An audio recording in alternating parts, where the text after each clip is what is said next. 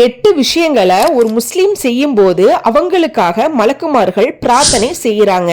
அது எந்த 8 நேரங்கள் அப்படிங்கிறத வாங்க தெரிஞ்சுக்கலாம்.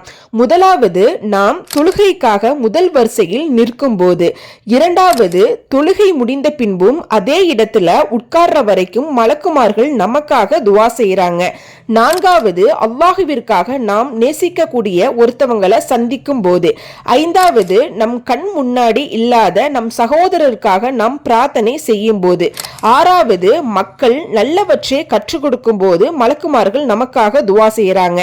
ஏழாவது, உழு செய்த நிலையில் நாம் தூங்கும் போது மலக்குமார்கள் துவா செய்யறாங்க.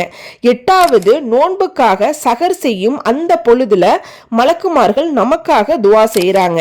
எனவே மலக்குமார்கள் நமக்காக துவா செய்யக்கூடிய சிறந்த அடியார்களாக ஆகிறதுக்கு நம்ம ஒவ்வொருத்தவரும் முயற்சி செய்வோம் இன்ஷா அல்லாஹ்.